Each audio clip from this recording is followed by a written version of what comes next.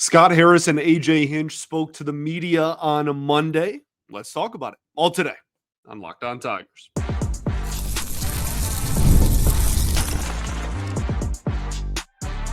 You are Locked On Tigers, your daily Detroit Tigers podcast. Part of the Locked On Podcast Network, your team every day. What is up, everybody? Welcome back to another edition of Locked On Tigers. I'm, of course, your host, Scott Bentley. Today is Tuesday, October 14th, 2025. Thank you so much for making Locked On Tigers your first listen every single day. We are free and available wherever you get your podcasts, including YouTube, part of the Locked On Podcast Network, your team every day. Today's episode is brought to you by FanDuel. Right now, new customers can bet just $5. And if your bet wins, you get $300 in bonus bets to use across the app. Download the app today. Welcome in. Welcome all, everybody. Today we are going to talk about the press conference, the end of season press conference that pretty much every team has at the end of every single team's season. And obviously, Tigers make it to the ALDS. So Monday afternoon or morning, late morning is when the team held theirs. First off, it was AJ Hinch and Scott Harris. It was just those two. First thought was I was pretty fine with everything that was said, man. There was a couple of things I really liked. There was a couple of things that I really didn't like. But all in all, it's a press conference. I don't have any glaring issues with anything. There are a lot of people that hated every single thing that was said. There are plenty of people that defended every single thing that was said. This episode of this show is literally a guy talking about two other guys talking. So all of this, I feel like, is with a grain of salt. Actions speak louder than words to me. I'm not going to get riled up and fired up, red in the face mad over comments that are made. I'll save that for January if the team does nothing all offseason, right? So I want all of this, good or bad, to be backed up with an impressive winter. In terms of some of my frustrations that were said, I think there was somewhat of a lack of acknowledging the collapse specifically. Now, he certainly said September was really bad. He was very frustrated at it, whatever. But, there wasn't a lot of talk specifically about you had the division in hand and then nothing happened. And his response to the poor September was that the organization had the most organizational wins across every level in the 2025 calendar year. He is right. Okay. Scott Harris is right. And that is a positive thing. And that is something that I think should be celebrated. I also think that in that moment and in the present moment, that just comes off as extremely tone deaf, I guess is the way to word that. I just don't think anybody cares.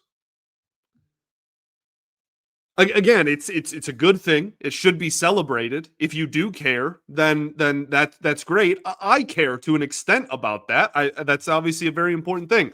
But you just had the biggest collapse in Major League Baseball history, and then just got eliminated from the postseason in the ALDS for the second year in a row. Your offense was absolutely horrible the entire last 2 months of play. I think people in general want to hear more and wanted to hear more about how that was going to be fixed and what plans were in place to address that, rather than about how if you take a step back, everything actually wasn't that bad. That's all. There was a lot of talk about development. Development's obviously something that this organization has, I think it's fair to say, turned a corner in the Scott Harris era. That's certainly a green flag in his resume since taking over. The thing that frustrated me about that was when he was asked directly, are you going to be more aggressive in order to get over the hump, right? That you have now been stuck in for 2 consecutive seasons. his response was essentially that, well, one thing he made very clear was they're going to stay to the development path. And he obviously mentioned the potential to get people from the outside at the deadline or in free agency, but that's great development. That's great. That's obviously a massive part. That's maybe even the biggest part of winning in today's day and age, unless you have endless pocketbooks like, the Mets and the Dodgers and whatnot. But I also think it would be incredibly ignorant if the Tigers just were, completely silent in the offseason or didn't do anything this winter and just said, you know what, we're going to rely on a bunch of rookies is what they would be in 2026 to get us over said hump. I think you can toe the line and do both. And he mentioned the line. And again, I'm not trying to like really bash him either way here. It frustrated me a little bit. But as I said at the top of the show, man, actions speak louder than words. I'm going to wait until, January, February to draw my conclusions about what the offseason is, not what the end of season availability in October, says it might or might not be. Said Melton was a deadline addition to the bullpen that continues to piss me off. Like no one wants to hear about how they didn't trade for any relievers because they were putting Tyler Melton. Goodness, Troy Melton. Wow. Tyler Holton, Troy Melton. I don't think anybody wants to hear about that. Like that he was already on the team, man. I understand like in essence, I guess. He wasn't in the bullpen and then he was. But the bullpen was still paper thin after Melton was in the pen. You could have done so much more. So I don't know. I don't want spring training to come along and for the conversation to be, well, our offseason ads were, Kevin McGonigal and Max Clark and Jose Briseño or whoever gets, Max Anderson, whoever gets the call at some point next year. Like those were our deadline or our off-season ads. So that's why we weren't aggressive in free agency, or that's why we weren't aggressive, in winter meetings at the trade market, etc. Some things that I did like. He didn't really hide from the criticism that was pointed his direction. And I mean, even in a handful of instances, I would say that he got out in front of it, just started off, which I'm sure was very intentional by him and the PR team, but like just started off the press conference by pointing out, all of the maybe shortcomings throughout the year, talked about how they wanted to cut down strikeouts and how there was way too much swing and miss, especially down the stretch. I mean, even mentioned, statistics and said that in the month that they had the lowest strikeout rate, which I think he said was June, they had the best offense in all of baseball in terms of just runs scored. So I liked that he brought that up and that there's clearly an acknowledgement of, cutting out and limiting strikeouts and swing and miss going forward. He talked about the pitching depth taking a very large hit this year. I just talked about that at the end of last week, right? Like this is a organization that a year ago I would have said pitching depth was a strong suit. And now just 12 months later, it's fascinating. I almost think it's a weakness. So, he talked about righting that ship and getting back to a point of depth on the mound. Said he wasn't satisfied with the deadline. Also kind of covered his tracks a little bit. We'll talk about that later. And then, said that in general, the team hopes to have the high impact players in the minor leagues be a factor at the major league level next year. And that's obviously something that everybody wants to hear. So let's get into a little bit more of the specifics as opposed to just like the general things that I liked and didn't like. We'll talk about the specific areas that were mentioned in this hour and 6 minute, I believe, press conference to end the season, which is pretty long. There have been some years in the past where it was that, that thing was like 25 minutes in and out. So I think that it's honestly kind of a good thing that there's this much to talk about and that, as they mentioned, the bar has been raised, etc. So we'll go over those things right after this. First, though, I'm going to talk to you about our friends over and Monarch Money. Most people can't name all their financial accounts or even what they're worth, whether it's 401ks, properties, investments.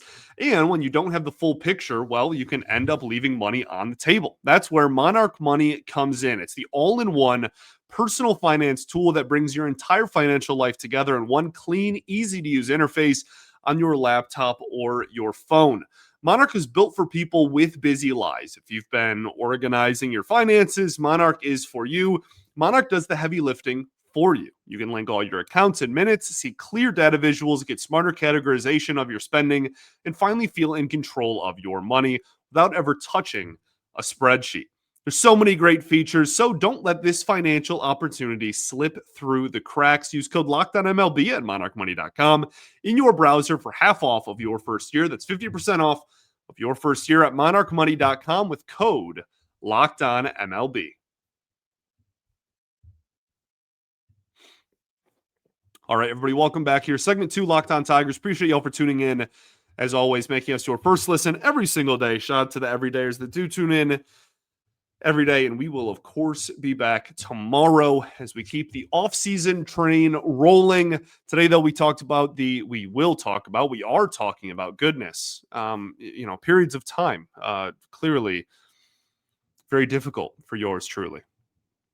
Talking about this post-season media availability press conference, if you will. It was Scott Harris and AJ Hinch on the podium in Detroit. They announced that AJ Hinch received a contract extension earlier in the season. There was a report at the end of the year that they were in talks to extend AJ Hinch, and Harris laughed and said, well, I'm not sure where that report came from. It's completely wrong because we already got an extension done. He is under contract and his contract has been extended. There's an organization policy, according to Scott Harris, that they do not talk about contract details of non-player signings. So we have no clue for the amount of years or money that contract is. But AJ Hinch has been extended. He was already extended not too long ago. I want to say that was the end of the 2023 season. So maybe it was just like a one-year deal originally. And now he is being extended again. The one thing that was very apparent was that AJ loves it here and really wants to be here. I know some people aren't huge fans of his. My biggest thing, and I feel like I have very clearly been an AJ defender. He hasn't been under like heavy criticism, although again, I read my own comments. I'm aware that a lot of people were frustrated with him down the stretch.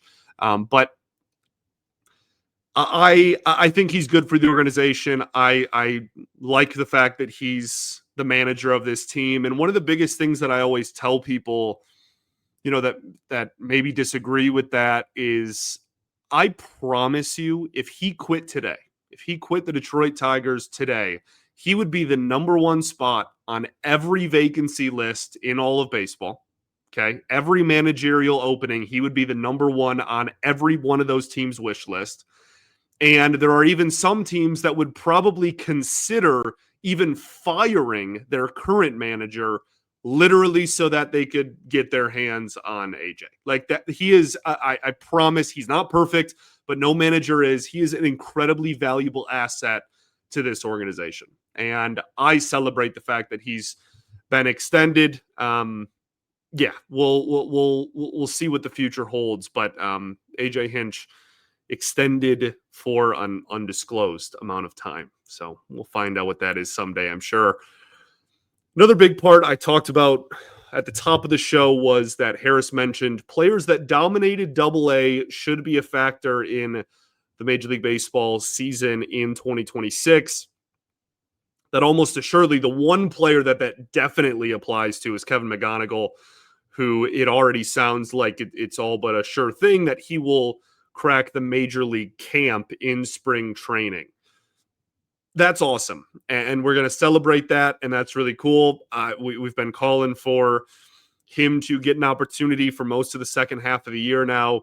And for him to, even if he's not going to make the team out of camp, at least be in big league camp come spring training, I think is a big win for this roster. And I think that probably implies that even, again, if he doesn't make the team out of camp, that if he has a strong April and May, we'll say, in AAA, that we very well could see McGonigal at the major league level in 2026. Now, everybody else, there's varying degrees of certainty with, promotion. Clark, Briseño, I can almost guarantee you will be in big league camp. And I think they fall under that umbrella of did well enough in the minor leagues this year. Both had phenomenal years. Clark even got better as he got promoted. But it'll be interesting to see if that's as much of a knocking on the door scenario as McGonigal, or if there may be a step below that. That'll be interesting. And then you have guys like Thyron Lorenzo, Max Anderson, some pitchers thrown in there as well that probably will maybe start off spring training on big league camp when it's, 60 guys or whatever. And then there'll be some of the first cuts and we'll see them throughout the spring. So, yeah, I mean, one of the things I talked about earlier that I understand, but I don't want to get too, I don't want to be the cause of a lack of aggression, is the arrival of these guys in 2026 impacting the decisions made this winter. Like, we'll see, but the last thing I want to have happen is for them to not sign a second or third baseman, depending on which one Keith isn't going to play, which we'll talk about that later, because McGonigal's going to play there eventually, but then he also doesn't make the team out of camp, so you just have the exact same group you had on opening day, right? Like, you're going to have to either get a stopgap, a long-term solution, or McGonigal's going to have to make the team on opening day.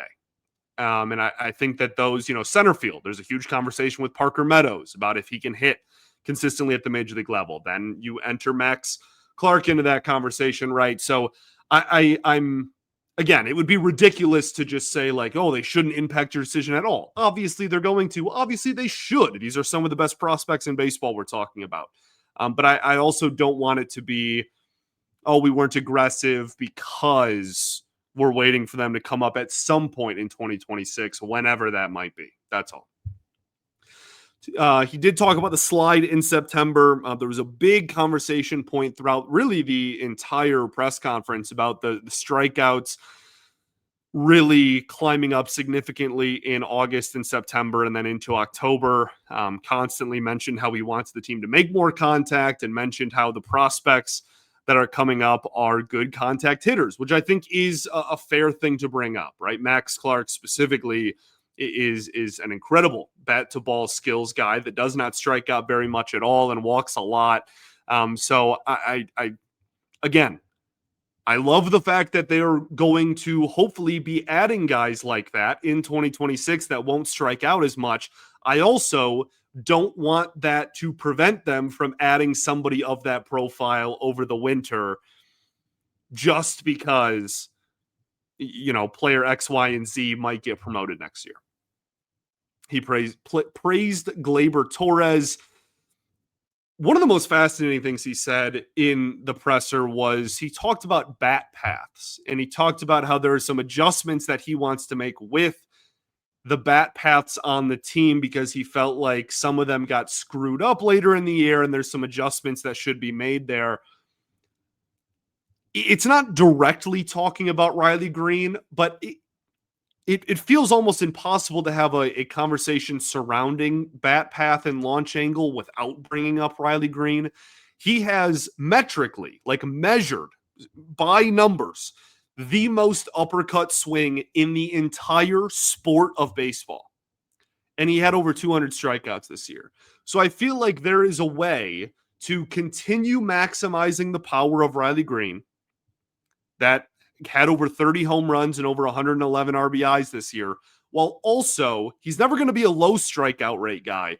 But if you can just shave it so that he's not the most prolific strikeout hitter in all of baseball, that there's a middle ground there. And I think that's really at this point all I'm asking for, at least. I don't want to speak for the whole fan base, but I would gladly take a version of Riley Greene that strikes out somewhere in the 20, percentage wise, somewhere in the 20s, and puts up similar numbers to how he did this year. Okay, obviously Tarik Skubal was talked about. Obviously the trade deadline was talked about. We got a lot more things to go over. We will do all of that right after this.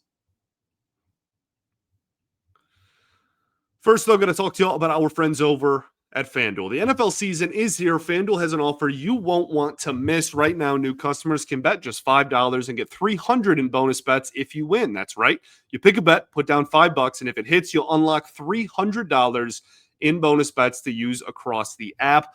I love how FanDuel gives me so many ways to play, right? You can bet in parlays, player props, even follow live lines during games. So what are you waiting for? Visit FanDuel.com to download the FanDuel app today and get started.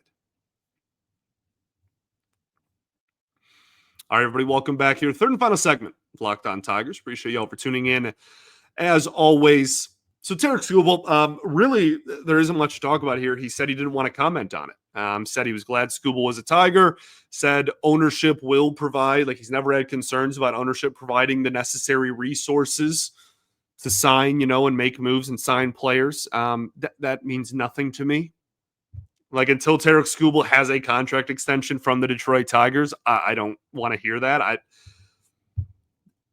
I guess my point is he has to say it. What, is he going to slander his boss and literally the owner of the organization? No GM or president of baseball operations has literally ever done that in the history of sports and kept their job. So like, what else is he going to say? Okay. That means nothing to me until it's done. I'm going to go under the assumption that ownership is not willing to pay Tarik Skubal.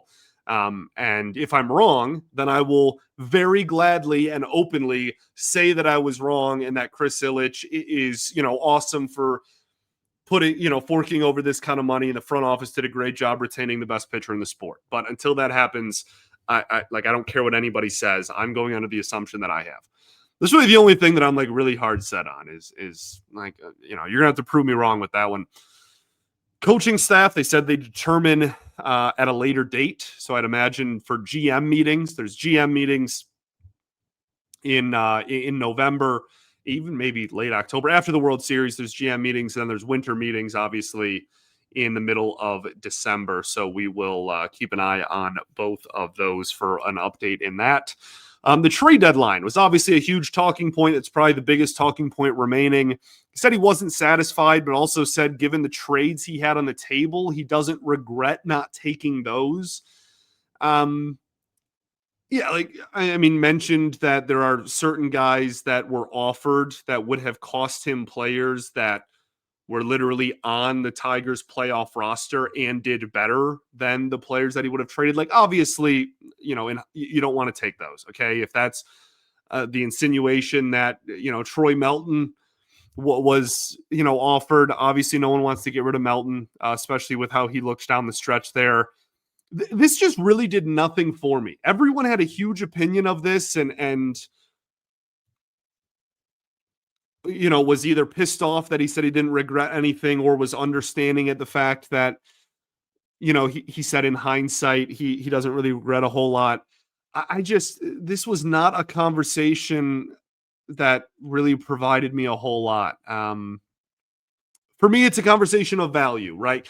You look at the returns of a handful of players at the deadline, it still just does not track to me, like in my brain, that the Tigers couldn't have done some of those and not given up a ton, right? Like, again, for the millionth time, no one is saying that they wanted to trade Clark or McGonigal or Briseño or Melton or like any of these like key fixtures in the Tigers' development path. But you look around at some of these other returns, if he's right and other teams only wanted those top players, then that tells me that the Tigers farm system is not actually as good as the media thinks it is. Both of those things can't be true. You can't look at, certain relievers getting traded for like guys that aren't even in the top 10 of other organizations, but also magically the Tigers asks from around the league were only the top 5 prospects in their organization. Like, Yeah, like that's been the constant thought in my brain since the deadline, and this did not clear any of that up. I don't think the only options to move and improve the roster were top 5 prospects and Troy Melton or something like that. So time will tell, and I'm still very critical of the deadline. Again, this did nothing for me in either direction. I still disagree with the approach immensely, but like, of course, I don't want the future to look bleak either. And I don't want any of those top guys to be traded. So we will see what the future holds. Speaking of Troy Melton, I got a kick out of the fact that both of them actually laughed at the fact that they had to specify that Troy Melton will be a starter next year. Like, he was that good. It was like, okay, yeah, he was a reliever this year out of necessity. He will go into camp as a starting pitcher next year. And they literally, like, it was a joke to them that, anyone could think otherwise. So that's really exciting. Troy Melton, you can pencil him in for at least in the conversation of getting a rotation spot going into opening day, if not just pencil him in for a rotation spot, period, to be honest with you. Talked about the playoff performances. Again, it was largely focused on the offense. He did highlight that the pitching was fantastic in the postseason, which I don't disagree with, and had... I think the only thing that he said about the trade deadline that I did somewhat appreciate was that, he was asked, maybe it was Rieger of 97.1. Somebody asked him about, if he could go back and make some trades that he didn't make, would he? And he dismissed that, which frustrated me. But then the follow-up was, if he could do anything at the deadline, it would be to try to get ahead of and get to the bottom of the collapse that would ensue offensively. And so I think there's something to be said for that, right? Like, we can talk about what they could have done and what the team would have looked like if they signed or traded for, rather, certain players that were available, Eugenio Suarez, who had a 50 home run season or whatnot. Like, we can talk about that till we're blue in the face. Ultimately, this team was never going to go far if Greene, Torkelson, and Carpenter performed like they did in the regular season down the stretch. Now, obviously, Carpenter had like a miraculous, incredible postseason, but like those three were like, Eugenio Suarez wasn't going to score 5 runs a game by himself. Like, they needed those 3 guys that were already on the team to continue hitting. And so I at least appreciated, again, the acknowledgement of like, something needs to change here with the guys we do have before we start focusing on a ton of the guys that we did or didn't get at the deadline. So in conclusion, again, like, I think I'm more interested in the media availability for GM meetings and then for winter meetings. I think there will be some more pressing questions within that, some more answers as well in terms of Gleyber Torres and the interest that both parties may have. Harris said that, he's earned the right to be a free agent because he had a good year. So, we'll see what happens with that. I think there will be more pressing questions in terms of Skubal. And I also think that there will probably be more of a urgency, or maybe even the word I want to use is requirement, to answer those in those settings, as opposed to just like the end of the season after just getting eliminated. So yeah, like, I don't think anything said here really bothered me. If anything, I think he did a good job acknowledging the issues that people have, but I just, like, I've been very critical of this front office this calendar year. I've been incredibly critical of the front office this calendar year. A press conference just doesn't like matter to me. I'm going to save my thoughts for what they do or don't do this winter, as opposed to like what they say they might do. You know what I mean? That's just kind of how I feel about these in general. At the bare minimum, this presents itself as, again, at least not being completely blind or ignorant to the clear concerns surrounding this organization and the players on it. I also think, really, no matter what your opinion of Scott Harris is, that he's not going anywhere. I've seen a lot of fire Harris, fire AJ stuff online. That's not happening. And I'm not telling you that from a position of like, you should or shouldn't feel that way. You feel however you want to about it. I'm the messenger here. That's not happening. Okay. Like, he has a very highly regarded farm system and just made the playoffs 2 years in a row. He is going nowhere. And again, AJ extended neither is he. So, yeah, they have a lot more to prove to me until I'm like really in their corner defending the front office and defending, both of these guys in terms of what happened this year. I think this is still a really disappointing end to a season that shouldn't have been very disappointing. I think there was a lot of still, kind of like, I don't want to say victory laps, but talking about everything that's good that's happening. So maybe we don't like remember everything that like bad. Like we got to focus on the task at hand. Again, he did acknowledge and point out the shortcomings, which I appreciate. I really just try to keep as level of a head as possible throughout, moments like this. I'm not really lenient one way or the other on like, did this piss me off or make me happy? Was this awesome or terrible? I'm right in the middle of that, dude. My thoughts and opinions of this organization are the exact same, literally copy and paste the exact same as they were 24 hours ago before the press conference. That is the point that I have been repeating and trying to say while stumbling over and repeating myself for the last 5 minutes. So we can move on. All in all, like you can talk all you want about this stuff and what happens and what you want to address.